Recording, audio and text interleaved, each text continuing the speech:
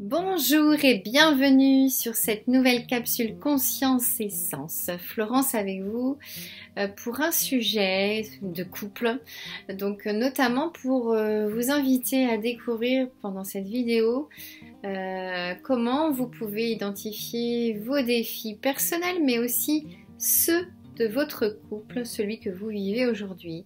Et c'est vrai que c'est une piste, une solution qui permet de vraiment se donner plus de chance encore de construire une vie à deux plus heureuse.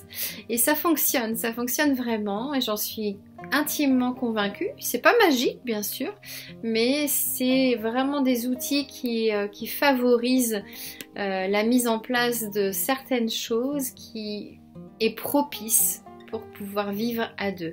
Alors ça va venir en complément des 5 clés que j'ai déjà partagées, qui sont pour favoriser un couple heureux, qui sont l'acceptation des différences, la communication, le respect mutuel, la confiance mutuelle et la possibilité de nourrir une complicité et de faire des projets à deux.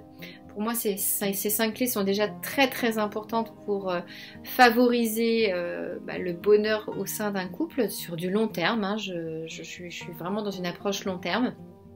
Mais il me semble aussi intéressant de compléter ces 5 clés avec une approche individuelle ou à deux ou à deux d'ailleurs, on peut faire complètement les deux et c'est même l'idéal pour se donner les moyens de mieux vraiment se connaître, pour mieux s'accepter tel qu'on est, pour mieux identifier aussi les blessures qu'on a pu avoir dans notre vécu, pour faire en sorte finalement de pas aller chercher chez l'autre, chez notre moitié, ce qui manque chez nous.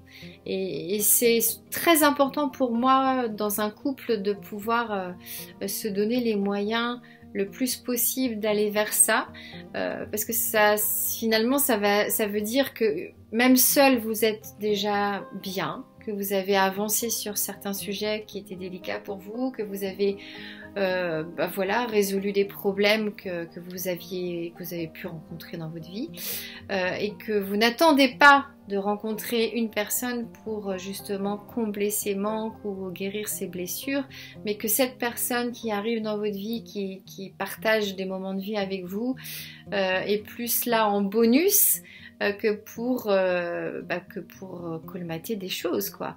Après, bien sûr, on peut pas imaginer du coup se dire bon je vais faire un travail sur moi avant d'aller expérimenter une vie à deux et puis comme ça sera génial. Mais non, ça fonctionne pas comme ça évidemment, mais par contre on peut aussi d'ailleurs au sein du couple avancer sur soi personnellement et peut-être d'ailleurs profiter, s'appuyer sur la force de ce couple pour pouvoir expérimenter encore plus des choses pour soi et aussi à deux. Le couple nous renvoie souvent à des choses différentes qui nous permettent de grandir aussi, et c'est dans ce sens-là où il est tout à fait possible de cumuler un avancement sur soi pour être mieux déjà avec soi-même, même quand on est déjà en couple, qu'on n'est pas obligé d'attendre en fait d'avoir résolu tous nos problèmes personnels avant de vivre une vie à deux. Heureusement, parce que parfois il faut une vie pour résoudre nos problèmes personnels. Mais en tous les cas, selon moi, je suis convaincue de ça, c'est que vivre heureux à deux, c'est déjà être heureux avec soi tout seul. C'est pour moi très important. Maintenant, ça se construit tout ça. Donc après, on peut très bien avancer en couple justement vers ça, individuellement et ensemble, et c'est magique, c'est formidable.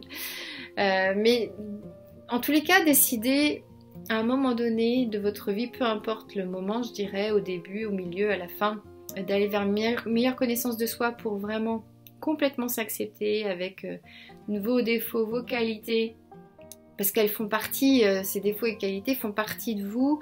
Après, quand on a des défauts, et on en a tous qui sont un peu gênants, qui nous embêtent personnellement, qui peuvent avoir des conséquences sur les autres, bon, bah, il peut être intéressant d'aller trouver des solutions peut-être pour les illuminer un petit peu, ces défauts, pour qu'ils soient un petit peu moins gênants. Mais ceci dit, voilà, ils font partie de nous, et l'idée c'est de s'accepter tel qu'on est, de vraiment accueillir toutes les facettes de nous pour pouvoir être bien avec soi, de repérer aussi les défis qu'on peut vivre, de pouvoir tout simplement aussi trouver son chemin, hein, parce qu'on est tous un peu dans cette recherche-là, plus ou moins. Mais quand on est un peu perdu, quand on est un peu perdu, qu'on est seul, qu'on est à deux, on n'est pas forcément bien. Et le couple ne va pas résoudre ces problèmes-là, en fait, qui sont des problèmes personnels. Il va pouvoir peut-être apporter un soutien, mais il ne va pas non plus être magique pour soi. Donc l'idée, c'est vraiment de prendre conscience de ça, et puis de pouvoir aller à la découverte de soi le plus possible. Notamment quand on a ce sentiment de pas être bien avec soi-même, pour pouvoir avancer déjà personnellement, et puis contribuer à faire avancer ce couple. Donc ça, c'est super important, je trouve. Donc ça demande une démarche individuelle. On n'est pas dans un couple, on n'est pas obligé d'avoir envie de la faire tous les deux, hein, c'est pas grave. Et puis il y a des moments pour chacun, en fait, les moments sont pas les mêmes pour l'un ou l'autre. Peut-être que le fait que l'un démarre cette démarche va peut-être donner envie à l'autre de le faire ou pas.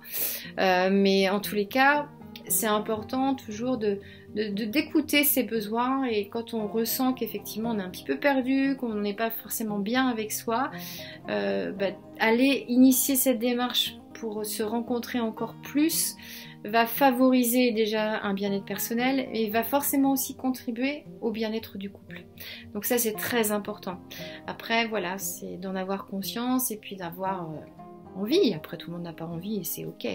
Mais quand on a cette conscience et qu'on a l'envie, je vous invite vraiment à le faire, parce que ça peut être très très profitable. Alors, pour vous, c'est sûr, mais aussi pour votre relation à deux.